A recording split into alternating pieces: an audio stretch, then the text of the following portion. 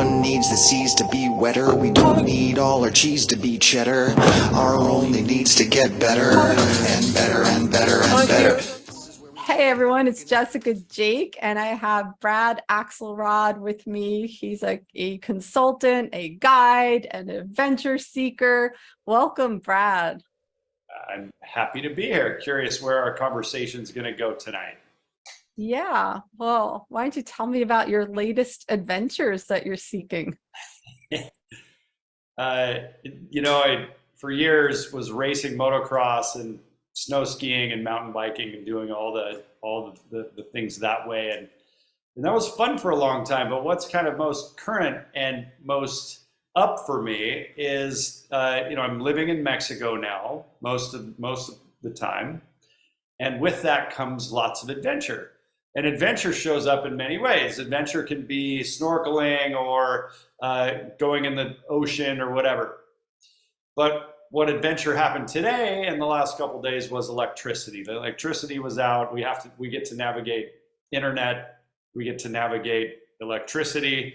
So point being, there's a great big world out there for us to explore, and with that comes a lot of adventure. It shows up in many different forms, but I'm partially joking, but that was the most recent adventure. Interesting.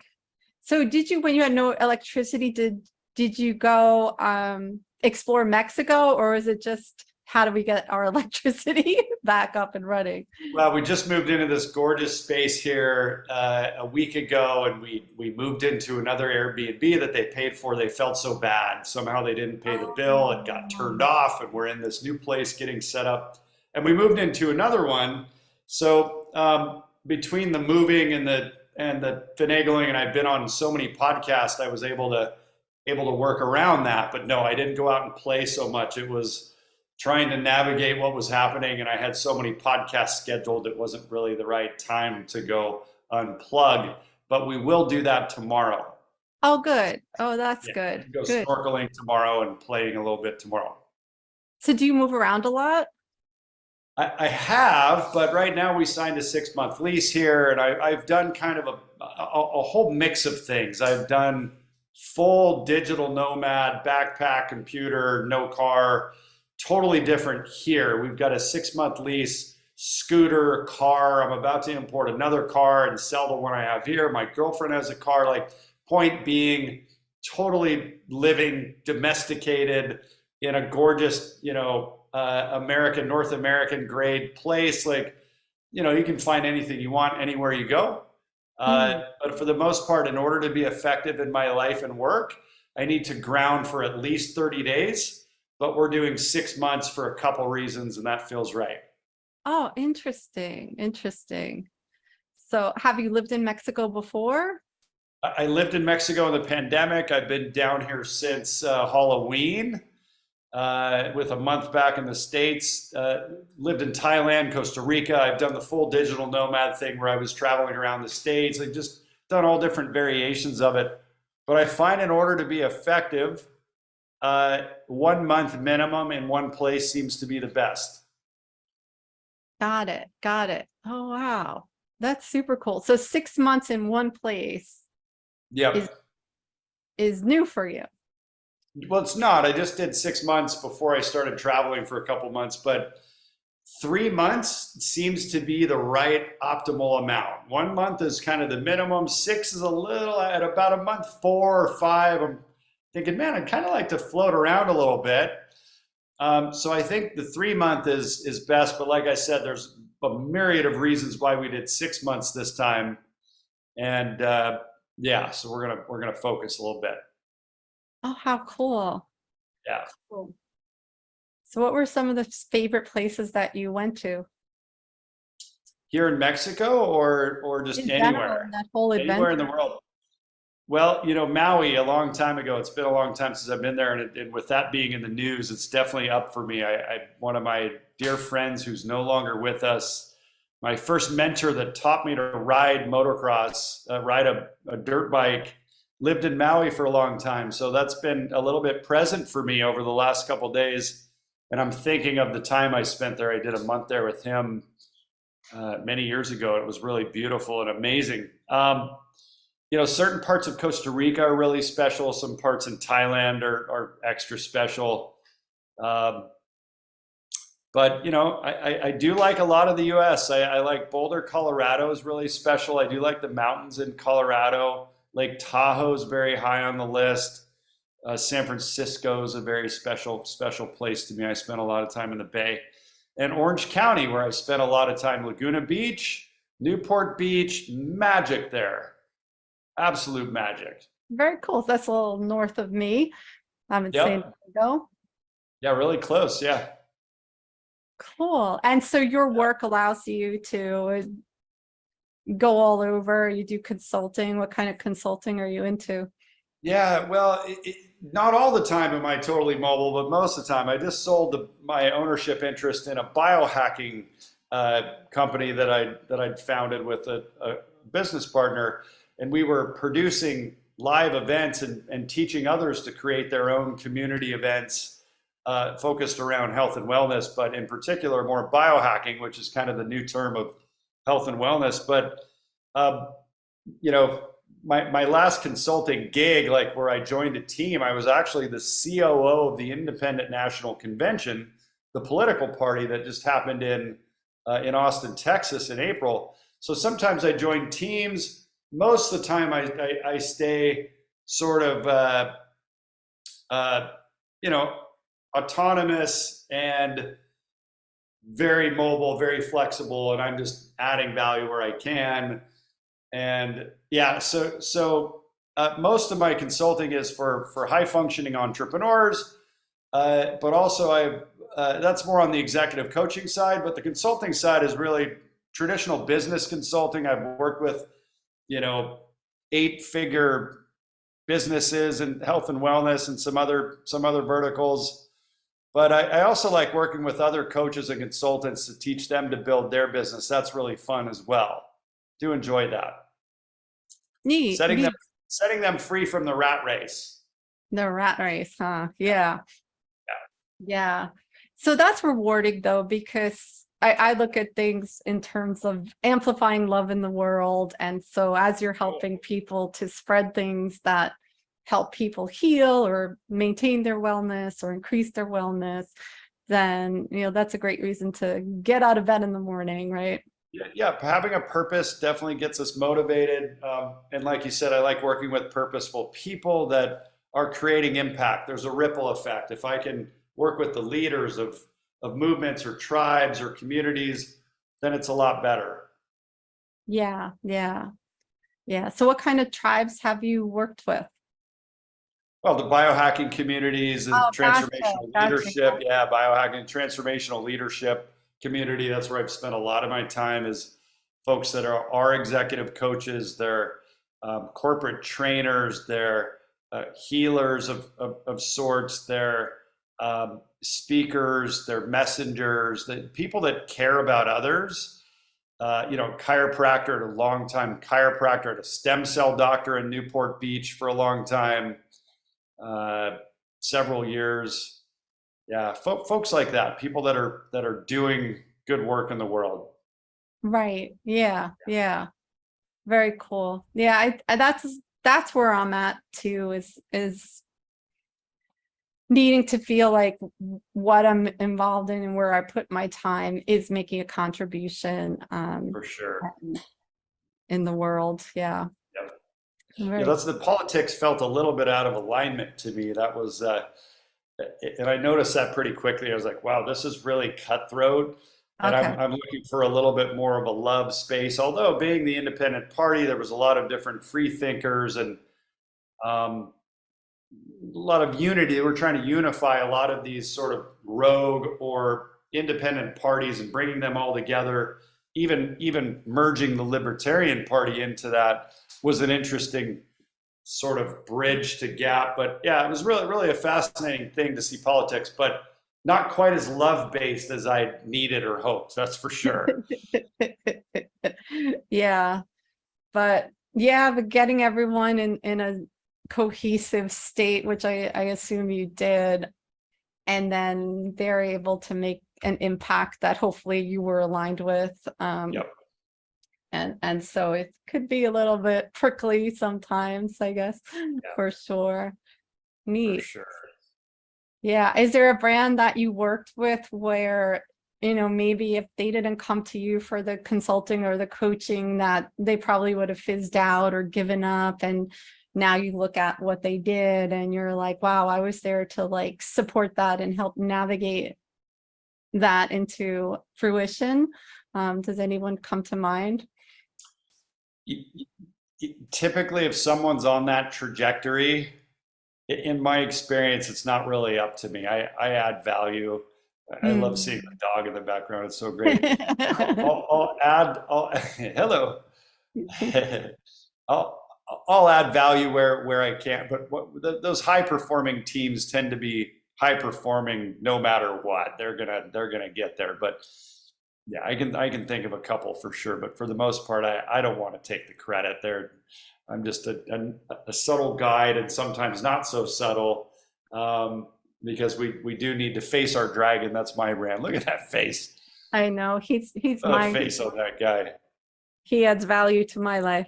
That's Theodore, Theodore, what's up, buddy? who keeps everything on track Cute. for sure. Yeah. Yeah.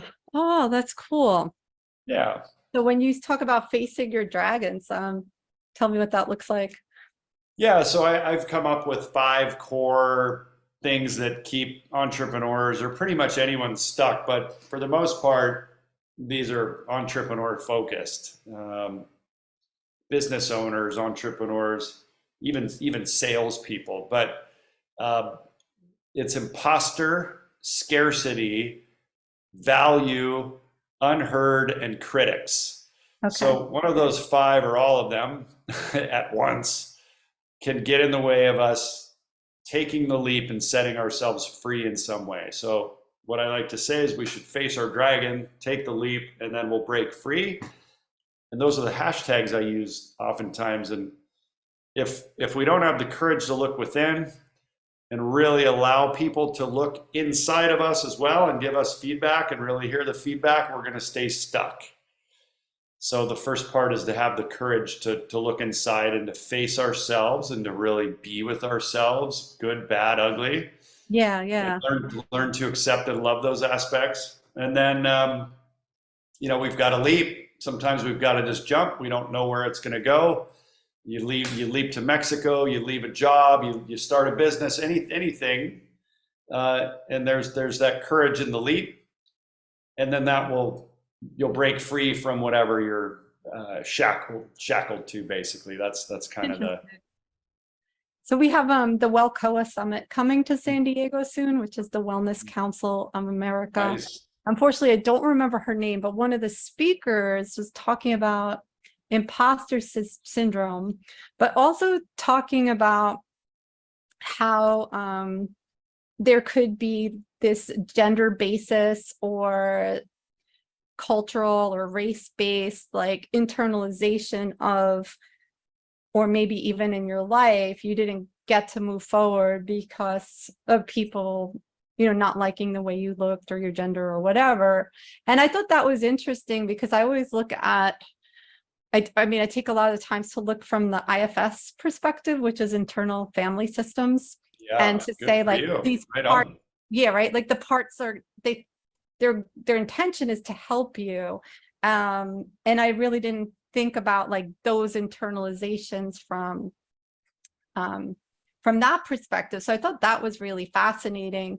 So when you are working through the imposter syndrome, which a lot of the business people do have, what's the process there, like to uncover, like, do you even care where it came from, or do you just work with reframing it? I'm curious. Yeah, really good question. I yes and yes, both and. It depends on the situation, but I think to get to the root cause of these patterns, which I think is similar to IFS. I have a dear friend, Carla de Cervantes. Not sure if you know Carla. No. She's just up the road in Newport and studies IFS quite a bit. And I spent some time with her, and we were discussing it. And not ad nauseum, but certainly in length enough to get a basic Yeah. grasp on it. Family constellation work is definitely different than IFS, but it's kind of similar to the work I've led for a long time, mostly from the Hoffman Institute, the Hoffman process. And that really does a lot of the family constellation. It's digging, it's pattern tracing back, it's finding and understanding where we learn some of the behaviors. And I know IFS does some similar stuff to get back into the root of it and to ferret it out and to really sort of heal that Yeah. fractalized part of us that's somewhere else. So yeah, that's the work I really focus on. If I need to do that deep dive with somebody to understand where they heard that critical voice, Yeah. who they heard it from, mom, dad, surrogate parents, church, like where did that come from? Typically it's mom and dad, most of the time, Yeah. whoever our childhood influence was. So we do some work there. Oh, Yeah. interesting. Yeah, I've heard of the what would you call it? The Hoffman and or the family constellation. Oh yeah, I haven't like Yeah. looked into it, but I know with parts, like from the IFS perspective, we're born with parts and they all have their own resourcefulness and qualities. And then there's the part that's not a part, which is self. And so sometimes parts take on roles that are extreme based on the circumstances at hand. But also to your point, like if you're hearing a parent say it over and over again, I kind of see it as like a parrot part, like it's just parroting what someone else is saying, or it's internalizing that parent, thinking it's helping you in some way. Maybe if I say it to you in your head, then your parent doesn't have to say it to you, kind of thing. But we could also have legacy burdens from generations and stuff. And so it's just really fascinating because it's non-pathologizing. It sounds like that's what you're doing too, is like being curious and compassionate and seeking to understand and then go from there. That's right. Yeah. Genuine, sincere, courageous curiosity. And then the other thing I wanted to ask you about is like when you say you take these leaps, I wanted to ask about what role intuition plays in that, or something like Yeah. this is why I like IFS too, is because there's self and self energy. And then that if you're someone who believes in an afterlife, or that we are spiritual beings having a human experience versus a human having a spiritual experience, then it ties nicely in that, like, hey, this self in IFS is like my quantum self, right? Or my spirit, or whatever word someone chooses to use. And so getting to a point where your parts are being guided by self. And then if I'm taking this big leap, like when I make the moves in life, it's more of like this guidance, right? And so it's not as scary. So do you ever get into that, or does it depend on who you're working with at the time? I'm not sure if the question was sort of focused on my journey of self-discovery or of working with others. It was we toggled. Oh, well, it Yeah. could be, you could go either way, but I know when Yeah, you're yeah, describing the common dragons and then taking yeah. that leap, like what does that leap look like, or how do you know it's the right leap? And so Well, I think the short answer is there. And I challenge people who are saying that they're living in their intuition. Oh, my intuition said this. I had a sign. I had a download. I like any of that stuff. I tend to push back on that and say, are you sure it's your intuition? Most of the time it's fear. So a lot of my platform is around fear, because to me, we're either in fear or love at the simplest Right. level. yeah, And fear shows up in all different manifests and shows up in so many different forms, in procrastination and in other things, right? And so what I like to really focus on is getting people in touch with their fear, really getting courageous. It's like, well, is it really fear? You're saying, oh no, I had a sign and it's uncomfortable, I shouldn't go there. And forgive me for saying this, but my experience, women will often overly think it's their intuition when frankly they're just afraid. Safety, security, and stability is really high for women, right? It's not as much for men. And women are known to have higher intuition. But I also think there's also a level of more fear there. So that it's an interesting balance to really get us all in touch, men too, not just women, but to be able to hear that still small voice of, and to feel into it. Is it fear or is it intuition? So that's what I really get people to tune into. And I guarantee that we flip it and really peel some layers back. 8 out of 10 times they think it's intuition, it's fear. That's That's what's interesting. holding them back. Yeah, because I think, well, A, is how do you define intuition? Because for me, and I know not everyone defines it this way, it is true, like connecting to a larger consciousness system or my spirit or super conscious. It's not a body thing. And then it's always light. It's never loud. It's more of a whisper or a knowing versus fear, which is heavy and loud and scary. But I know some people use intuition to talk about like gut instincts and make those, equate those. And then I have my own interpretation of gut instinct to be like literally your gut talking to you, your actual gut, right? For sure. Versus a hardwired instinct of a circuit in your periaqueductal gray matter, right? Like, and so I think that it even in the different fields and different therapists or experts would have a different definition than that, right? And so I had someone too who said, oh, my intuition told me to do this, and it was this, it said this and that and da da da da da, and it was this whole long list. I'm like, that's not intuition if it's this whole long rattling list, right? And so yeah, I think A, like defining it, and then B, knowing how to discern is key, because I've heard the same thing from someone too, that it was just like, unfortunately, she got herself scammed in a big way by someone, and she's like, oh, I told myself this, I'm helping a fellow business person out, and this and that and this, and like, that's not intuition if you're rattling all this off, right? Like so yeah, I think that's a good point. For sure.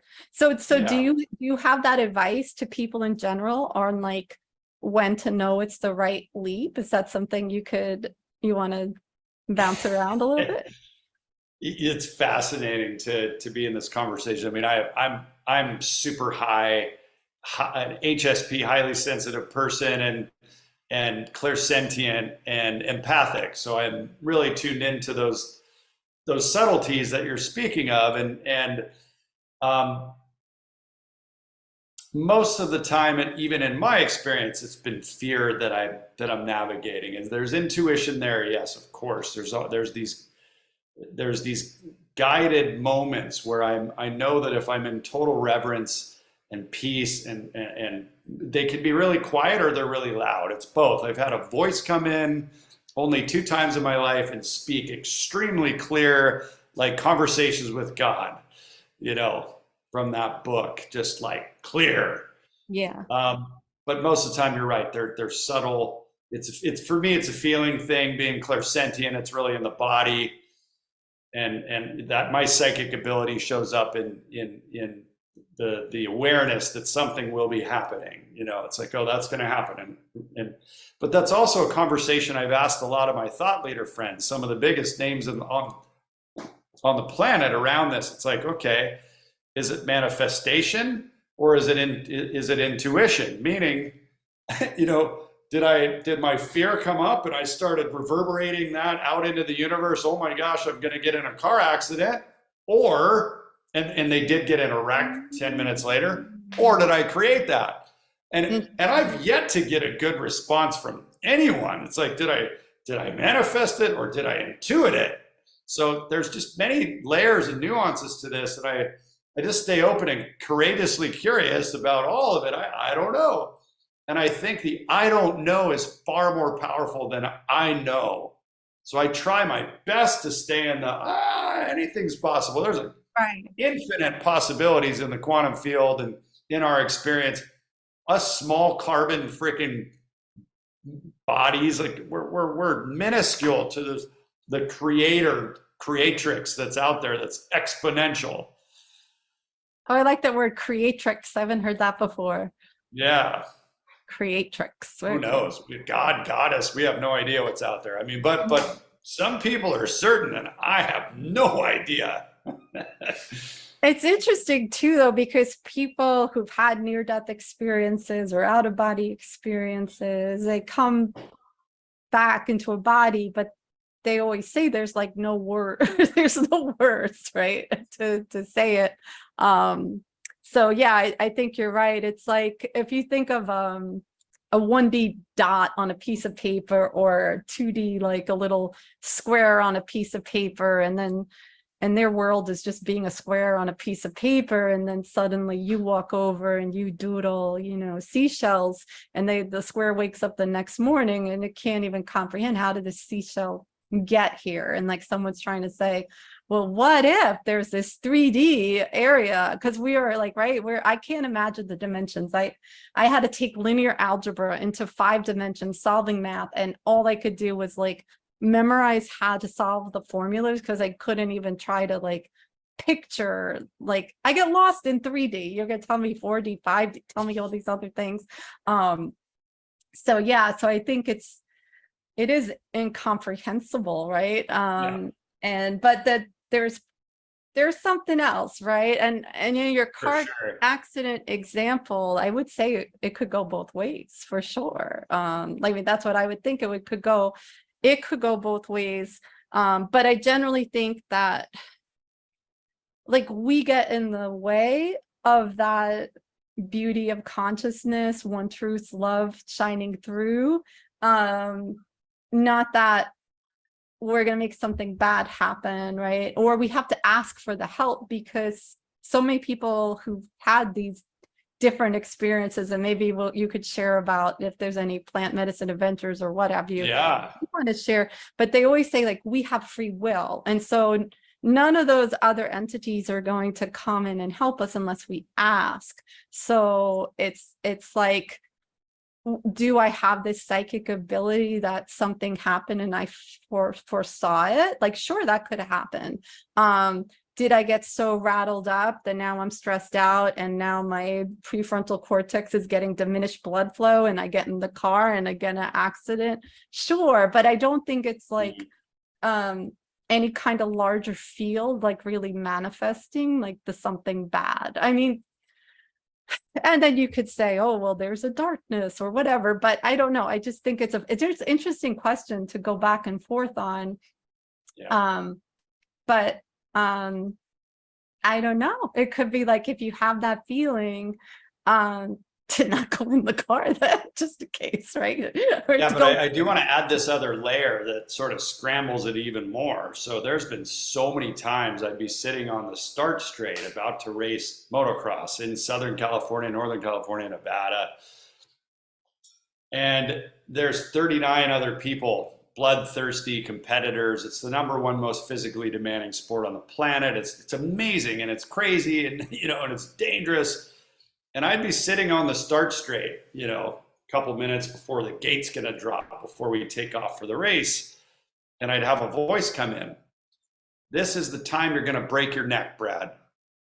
This is the day you're gonna break a femur. Like, those are the two, back or femur. Those were my biggest fears, right? Nothing, like, that's it. And so that would come in from somewhere.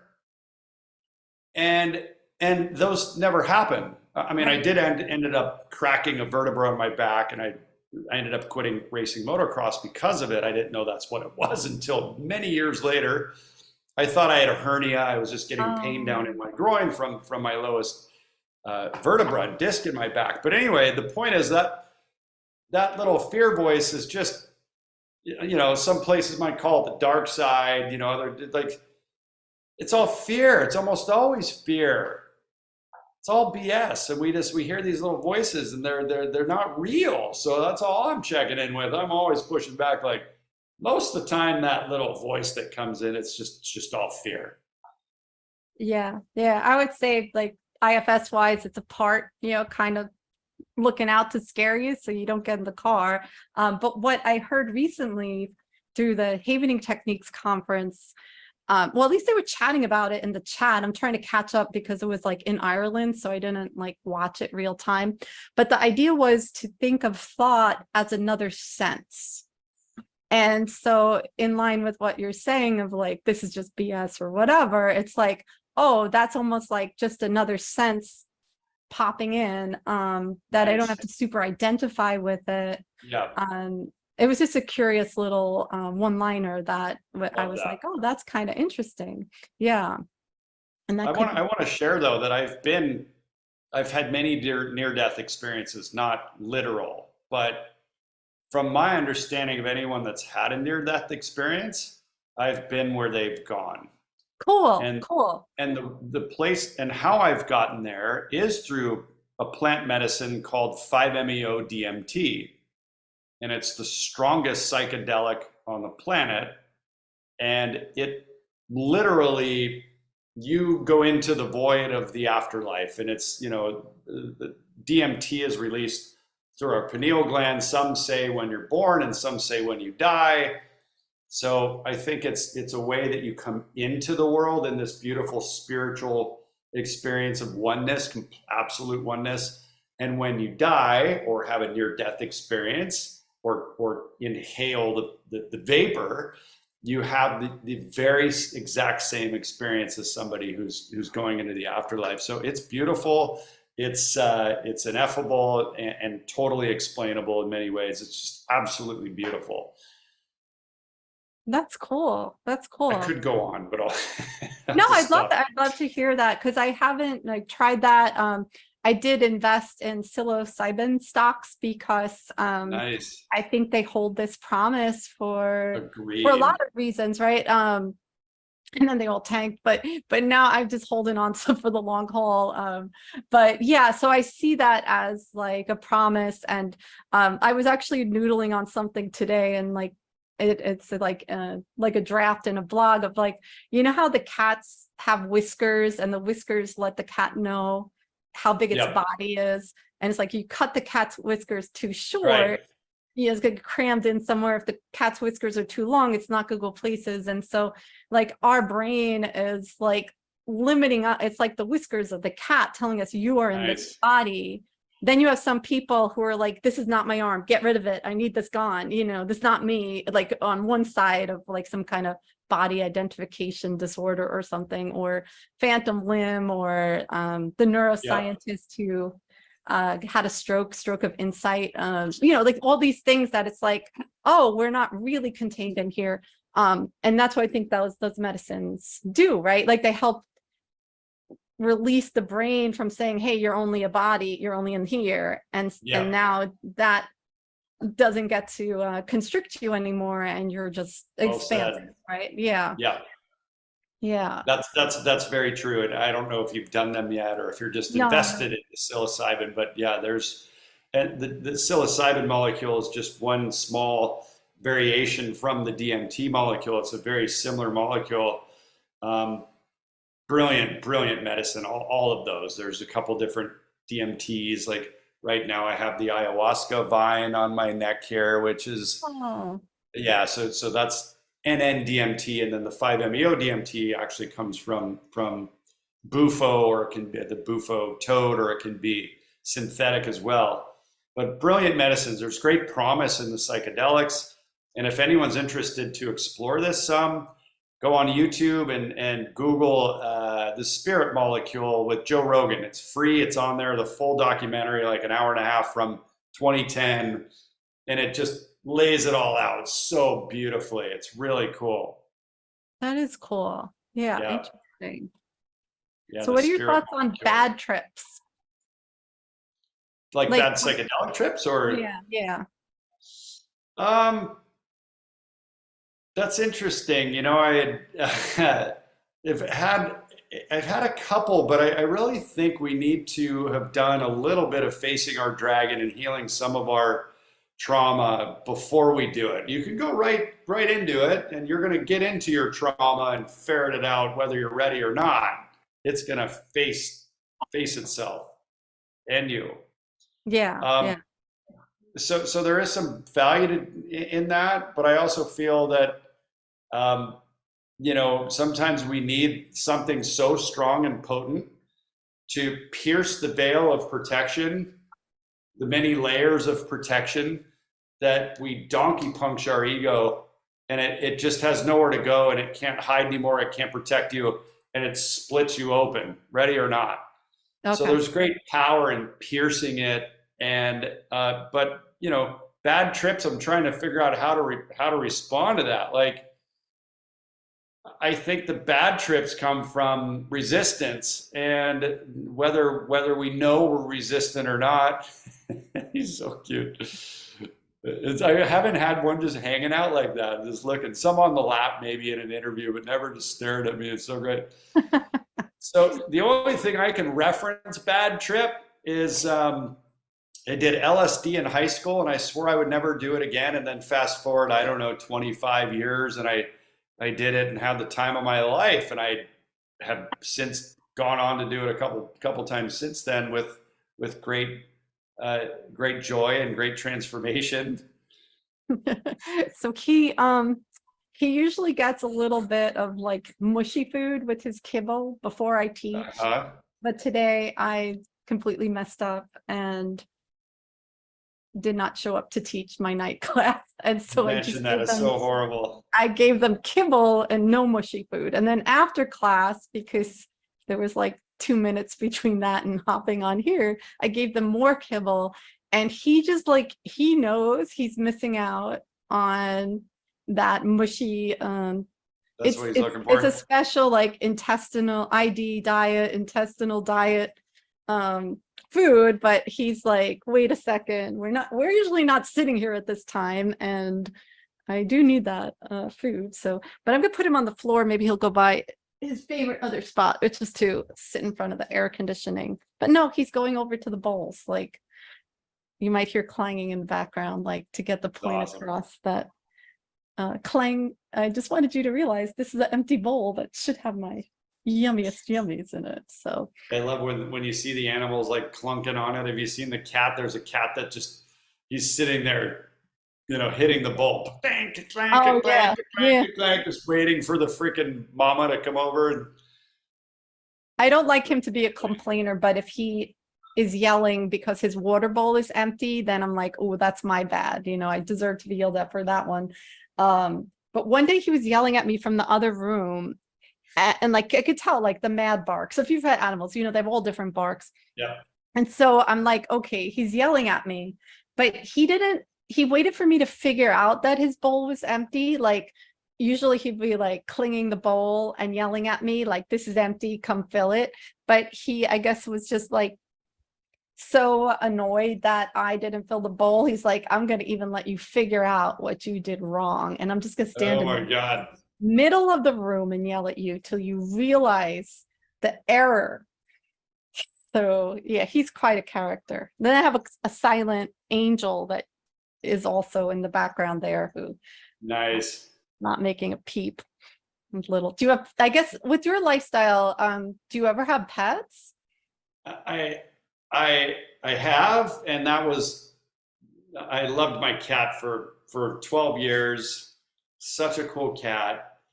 And he got sick. He even lived in the mountains of Boulder. I'm like, man, if he doesn't get snatched up by an owl or a mountain lion or a bobcat, and they were all over the place, but he lived there for a year and a half, and he was so happy, and he made it, and brought him back down the mountains, back to Southern California, and he passed. And he was the thing that was sort of keeping me from finally doing the international travel, and that was about 10 years ago.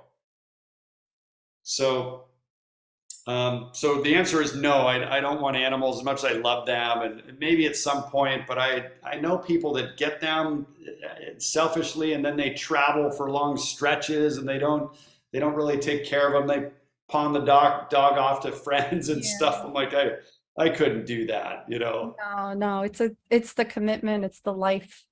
Exactly. For sure. Yeah, there's interesting things though, of course, of like fostering, but then there's also active military deploying, and then they want someone to watch their dog. So that's an interesting one. I mean, I wouldn't do it. My Chihuahua, as much of a silent angel, she's being in the background. If there was another animal, she'd be yelling her head off. So I used They're to feisty. foster dogs here and there, but not with Bella. But that's okay. You know, we have the two of them. That's cool. Yeah. So we were still talking potentially about bad trips Yeah. before we started talking about dogs. Yeah, well, just simply the LSD. I swore I would never do it again, and then it became a great teacher. There's just incredible learning from these medicines. You know, they're not really drugs. Cocaine's a drug. Yeah, it's Mushrooms interesting is not a because drug. it was only recently where I was educated on that, like that LSD was designed as a medicine. Yeah, I don't know if you want to talk about that because I was surprised. Like you kind of just lump it all together, like that these are all bad things, these are all drugs, not realizing what it's doing in the brain and how it's different. Well, it's beautiful to see. You know, for years I was on and off depressed and anxiety, and a lot of that was just from trauma, unresolved childhood trauma. Nothing horrible happened, but we all have our things, right? And I started recreationally doing MDMA or ecstasy years ago, and I was like, man, this healed my depression, and it caused other things because I'm talking way back. It was like past like 20 years ago that I was doing this. But the point is that it's now mainstream psychotherapeutically used MDMA sessions, right? Like how cool is that? Ketamine, all these party drugs for the longest time in raves and in the club scene are now all rising up to heal people. It's so great. So MDMA was a great healer, the first one, and there was another thing I wanted to say, and I'm forgetting. So there's just great power of healing in them. Microdosing mushrooms for depression. There's a lot of people doing that now. Microdosing LSD, so they've got better, building better tech companies, right? All the tech companies are using that. There was something else I was going to say, and I forgot. What was the question again? Well, we started out on the bad trips and then I was asking you about what do you think is going on with the bad trips, but that was something after that, but the MDMA, super powerful. To talk about, I'm sorry, you're right, to just talk about how these are bona fide medicines, and a lot of them started out that way, but we've been programmed to think that they're bad, right? So I haven't tried anything myself, but I don't know. I think I'd be open to it, especially if it was legal. Yeah. I think who knows what. Very soon. Mushrooms, and that's why you invested there. Mushrooms will be. Yeah. Well, I mean, they're decriminalized now, obviously in Denver and Oakland and some other places. A lot of these medicines. But the reason I brought the MDMA up, that I was framing it for this. So it helped me unintentionally create and get out of depression and heal a lot of my stuff and connect with my parents and friends. It was a really powerful chapter. And, they did a study when MDMA was, they did a study that they unfortunately collapsed crystal meth with MDMA and put those together in a study. And they were finding that there were big holes burning into the brains of people that were doing MDMA. But it was actually the crystal meth that was creating those big, horrible problems in the brain. Now, I'm not saying, I've done hundreds of MDMA pills, and some of it was mixed with other things, and I still feel pretty good. I don't feel that it caused anything long-term. I don't know that. We don't know it. I could get Parkinson's from it. Knock on wood, who knows? But the point is that it started out medicinally. They created all these different chemicals to try things as medicine, and unfortunately, it got a little bit perverted by which they've now retracted that, and they're either redoing the study or have redone the study.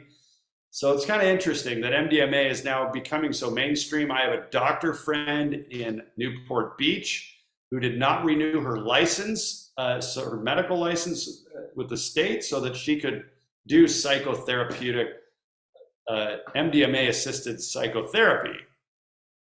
That's interesting. Yeah, I know someone who did ketamine, but sadly, what they did was, even though it was like a renowned clinic, they just stuck her in a room on the ketamine. And then I was listening to Dr. Frank Anderson talk, and he's big into IFS, and he was talking about the psilocybin or using ketamine and doing IFS in that process. And he Together, wow, cool. like, it's not like you just give them someone ketamine and lock them in a room. You need the therapist there to guide them. And I'm just like, For oh my sure. goodness, I know someone who is spending at least $500 a pop at this like renowned clinic, and that's literally all they were doing to her. Yep. And so it just goes back to like being responsible and understanding that there's this potential, but it might not be like, oh, I heard on Jessica's podcast that I should try ABC XYZ, and I'm just gonna like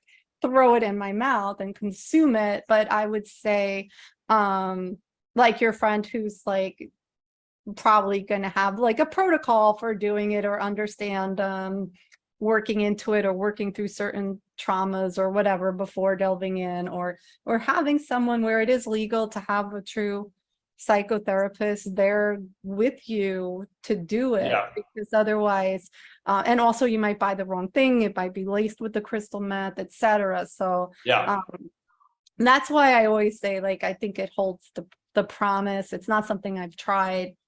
It's not something I'm against at all. I would encourage someone to go try it, like the person who tried the ketamine, except I wasn't smart enough to know that they weren't doing it right till it was like, you know, after she did it a whole bunch of times. And Yeah, boy, it makes me a little sad to hear that that's happening. You know, that there's yeah, that it's that sloppy. That sounds really sloppy. yeah, yeah. Yeah, like, so no matter who it is, like if you're going to a shaman or like flying to Costa Rica or somewhere, but it has Yeah. to be like legit, and Yeah.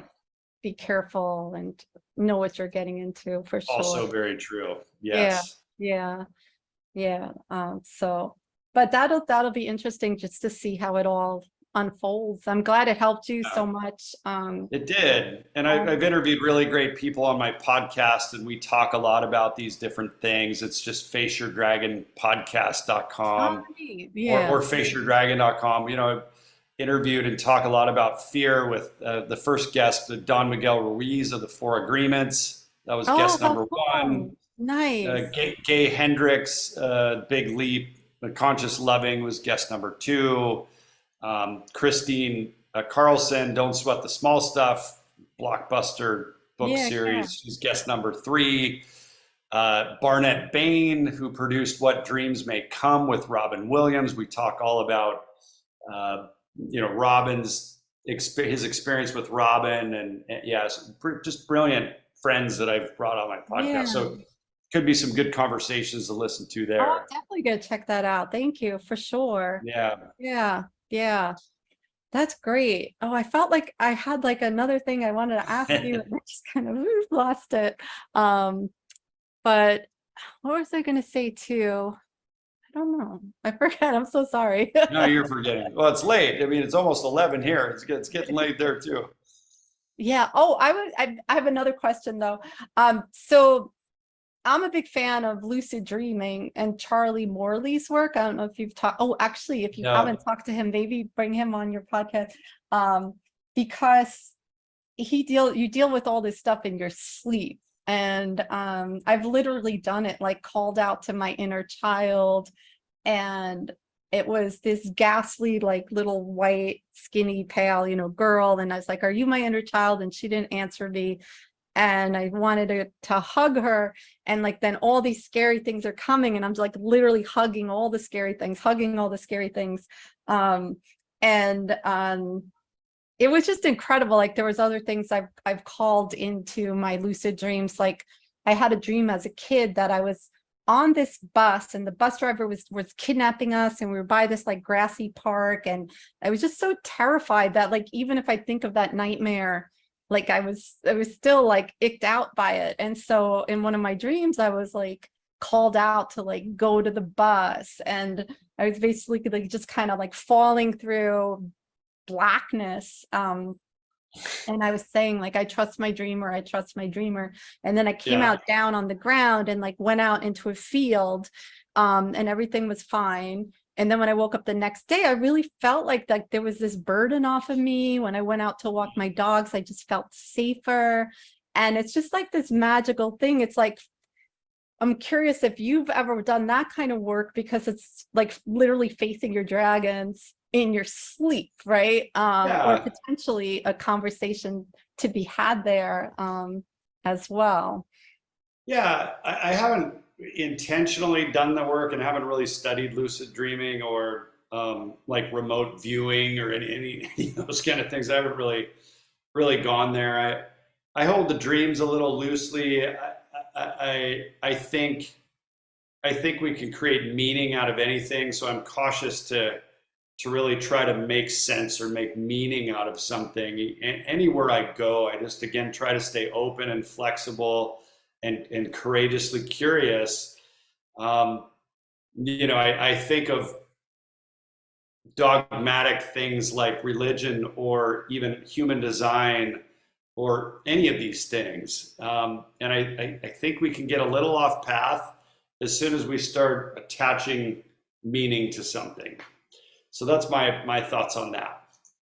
I think you'd like Charlie though, because when it comes to dream interpretation, he wouldn't say, oh, you dreamt about a crow, that means this. It's more like, what does that mean to you? How does it make you feel? Right? Like, so if you are Yeah, going but then even that's to me a slippery slope, because now you're going to yeah, start trying to attach and try to make sense out of it. And what part of you is making sense out of it? And what programmed part or childhood programming is projecting into that experience, trying to make sense out of it? Oh, it must mean this. I'm really cautious to go anywhere in that stuff. I'd rather just stay, I don't know. It's interesting. yeah, yeah. But the lucidity brings is a game changer, because it's like you're awake, only you're in your dream, um so that's it's really an It exciting makes me thing. think of Vanilla Sky, which is one of my all-time favorite movies. If you haven't seen that or I have haven't, not. no, oh my gosh. Uh, Lucid dreaming, a lot of it's about that. It's fascinating. If there's one takeaway I can leave for the viewers and for you, Yeah. go watch Okay. Vanilla Sky again. I will. I'll watch it for the first time, because I have Yeah, not watched Tom Cruise, Penelope Cruz, Cameron Diaz, brilliant movie. It was first in Spain, Abres los ojos. Open your eyes. Yeah, brilliant movie. Nice. Nice. I Yeah, will definitely take you up on that, even if I have to buy it to watch it or rent it to watch it. Because that sounds right up my alley for sure. worthy watch. You will thank me Yeah. afterwards. Yeah. Brilliant. Yeah. Yeah. Awesome. Yeah. So I do agree too that like when we start attaching too many meanings or too many levels to things or this and that. Right. Yeah. Yeah. Yeah. I'm not for that at all. I like the simplicity, and being open. There was a line in a song and it was like Arcana awaits. And I was just like, oh yeah, that's kind of true, right? It is like this secret, this unknown, and yeah, we don't want to try to think we know it, because we really don't. How could we? That's like Right. saying that you know God. How the who in their egoic mind thinks that I have an awareness of it, the thing. I think there's something there, but I have no idea what it is. Interesting. Yeah. Yeah. How could I we? think there's a certain depth to, well, I think that's a lot of the points too in the near-death experiences. They say, if I went any further, I wouldn't be able to come back. Like that's another common thing if you've like heard those Interesting. stories, right? Like if I went beyond this certain, went further with this person or guide or whatever, then I wouldn't be able to come back. So, Interesting. yeah. So I really think you're right. Like, we can't possibly fathom it, even if we've had these extraordinary experiences. I did a non-dual meditation. I've had a shallow near-death experience. I was Heimlicked pretty quickly, so I came back. It was interesting. I'll say for sure, like, I was in another place and it was warm, and like warmth of it, like timelessness, like this typical stuff you hear, but it wasn't like I wasn't seeing like this magical land or something that some people report. But one of my fears was to like choke or not be able to breathe, because I was held underwater so long when I was a kid that I inhaled all this water. So I was afraid to like stay underwater, but here I was choking. I didn't care, I was kind of like, I would guess we would call it out of body experience or something.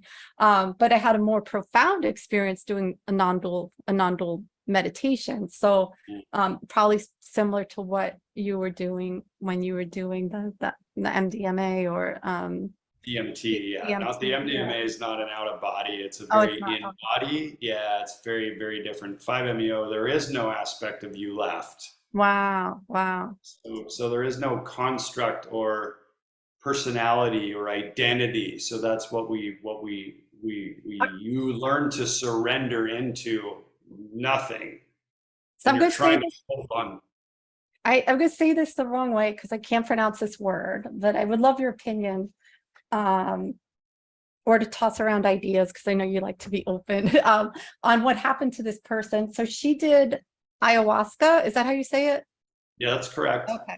So she went to see these shamans in the desert and tried it. And she's someone who has a lot of suicidal ideation. And she said that she met God, and they were looking down at her pathetic body, and no one was coming to her to help her. And she was so pathetic. No one wanted her or to help her. And then God told her, you could kill yourself, but you won't cease to exist. And she was supposed to do it 2 nights in a row. But the second night, instead of taking the dose that would have gotten her to another journey, I don't really understand this, she backed off. And so she didn't go like full adventure again. So I'm curious, like, what do you make of that? And that I wouldn't even I don't know if I would even call that a bad trip, but maybe I would. Maybe it's a bad outcome, at least as far as someone hearing the account would interpret it. Well, I think with the DMT medicines, in my experience, there is some level of communication, potentially communication with something outside of us, but I'm not sure I totally believe that either. I think what's happening is we are getting more access to our brain, and we're connecting the left and right hemisphere, and we're just accessing more things. Like, if you remember in the movie Limitless, did you ever see that one? Another okay, so you've seen that one. It's amazing. But remember, he starts accessing fragments, bits of pieces of all this data, and he collapses it together, right? I lied. I didn't see that one. I saw Inception. Okay. All right, so I got to add this Inception. one. No, right. Watch Limitless with Bradley Cooper. Another amazing movie. But the point is that he gets access to all of his brain, right? He takes this pill, he gets access to all of his brain. And I think that's kind of what's happening in my experience with DMT. It's like you're calling in all these things that are in our subconscious. I mean, we're living in such a small part of our conscious mind outward. It's like most of our experience is all from our subconscious mind, right? And we're getting access more on these DMT medicines that access more of what's been baked in there from just subconsciously. We're not seeing, we're absorbing so much, but we can't really actually pull it up to use it. So there's so much buried, embedded in our subconscious, and we're just accessing some of it with the medicine. That's what I think. And that would make sense with this story too, because like God wouldn't say that if you believed in a God, right? Probably not. Yeah, well, yeah, whatever God is, and whatever the programming. Again, it's all childhood programming and church and religious programming and cultural programming and parental programming and school programming, just constantly imprint. So we're just accessing things that were already there. That's what I believe. Certainly, we're accessing other entities, maybe, and other communication with other spirits and angels and soul gangs and groups, and probably. Yeah, it took me a while to get on board with like all those ideas of Yeah. and I still don't like fully understand it either, of like what you said, soul gang. I haven't heard that one, but what is the other one they usually call it? Like whatever it is, your little quad or whatever. And angels, archangels, etc. Yeah. But for a while I would just been like, I wouldn't have seen it, but yeah, it's good to be open. Yeah, exactly. Yeah, we don't know. We don't know. Maybe, but Right. it seems logically the reasoning brain in me is that, and experientially and historically, like it just seems to me that I'm accessing more social programming. And sure, there's been times in my life where I'm channeling in some magic, without a doubt. So it's all yes, and it's all the above. I agree. Yeah, that makes sense. That makes sense for sure.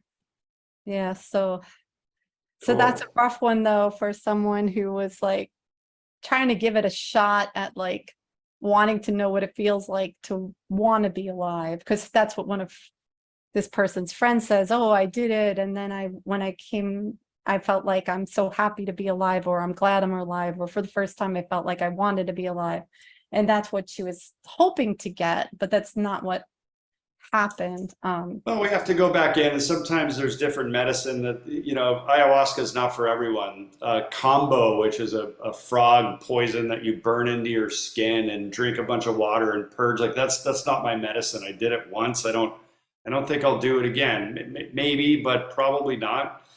Done ayahuasca lots of times and some other things. The one that works for me, that's the most profound, straight to God, the most expansive, the most transformational, is 5-MeO. I would just recommend that person goes and explores 5-MeO DMT. That would be my prescription, just from the limited information. Share. Yeah. I mean, anything's worth a shot in those situations too. So I mean, she might need something stronger, that's shorter and quicker, and there's no time to resist, and there's no story and narrative that's happening. It's just rocket right there. Bam. Yeah. Like, interesting. That's really cool. Thank you. Yeah. Because you tried going all these routes. It's the same one who was in the expensive, famous clinic. And I'm happy to talk with her, assuming it was her. I think you said it was a her. I'm happy to talk with her if that would be of any use. Open to that. Yeah, I mean, it could be true. And it's one of those situations where sometimes she's like, well, this is an off limits conversation. I'm like, I get, people have healthy boundaries, etc. But it's like, if you walked into my living room and the couch was on fire and I said, oh, that's an off limits conversation, like sometimes it makes sense to, have that conversation, even though you don't want to. So I was just going to say, back to my earlier point, it's fear. It's just all fear. She's afraid. There's something, right? I mean, the definite huge, like trauma history, etc. Right. And so being promised certain things by certain medical professionals, etc., and then not having that work. I love that Dick Schwartz, who's the founder of IFS, he considers himself a hope peddler. And I'm just like, it's a beautiful thing because when people are hopeless, then that doesn't bode well. But to have some hope, or just to say, for whatever's going on in someone's life too. I know someone who had all kinds of sutures and stuff, and was like, oh, I don't know what it was, like decades ago, and I'll never be able to do this or that, and now half my diaphragm doesn't work and one lung doesn't work, and I could never get another, I don't know what's in there, some kind of fake stuff. But it's like, well, as time goes on, like all these medical solutions evolve too, right? So even if you go to bed tonight and there's nothing for you, you could wake up tomorrow, there could be something new, whether it's for physical or emotional. And so having that hope, and knowing that those possibilities could be out there, it's a big deal for sure.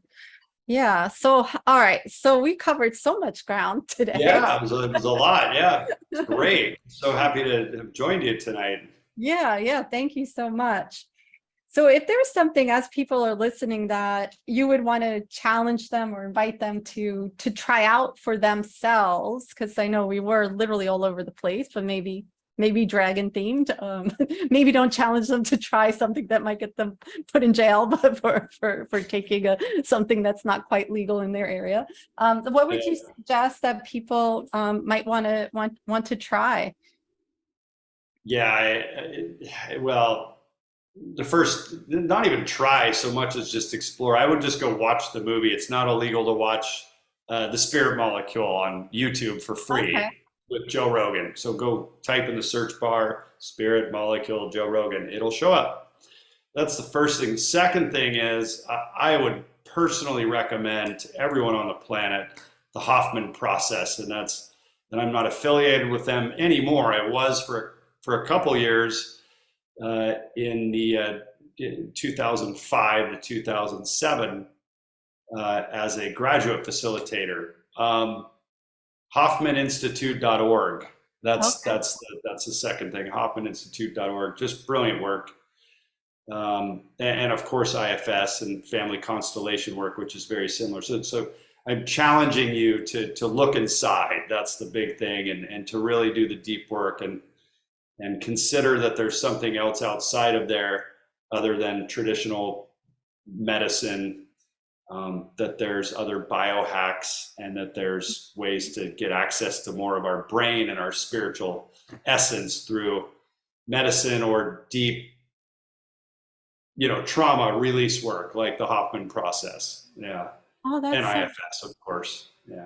Yeah. Thank you for that. I'll have to check it out for myself as well, because and even the family constellation work I've seen on like someone I like's website, but didn't dig in. And so it is nice to know that there's all this stuff out there, and whatever floats your boat, right? That they say,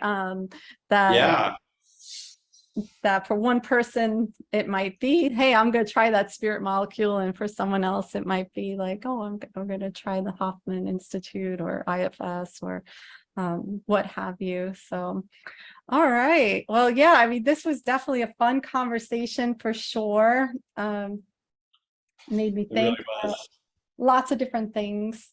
And it's been my pleasure. And so where could people find you online, on YouTube or etc.? Yeah, but mostly the easiest place is faceyourdragon.com, and you can see the podcast there. There's also a quiz to help you discover the #1 hidden fear stopping you from earning what you're worth. And that will give you customized quiz results. And then that takes you to a specialized training based on your input into the quiz. It's pretty cool. And then all over the social media webs, it's just Brad Axelrad. You can find me there if you want to follow me. But faceyourdragon.com. Nice. I love it. All right. Well, thank you so much. This was so fun. Maybe we'll have to do it again, talk about all kinds of. I would like that, Jessica. It was a really awesome conversation. Thank you. I feel very honored to have been here with you. So thanks for your time. Thank you. The honor's all mine. So thanks again. Bye. This is lovely. Sunlight streaming up better. Shine up like the beams of light spreader. Keep on dreaming.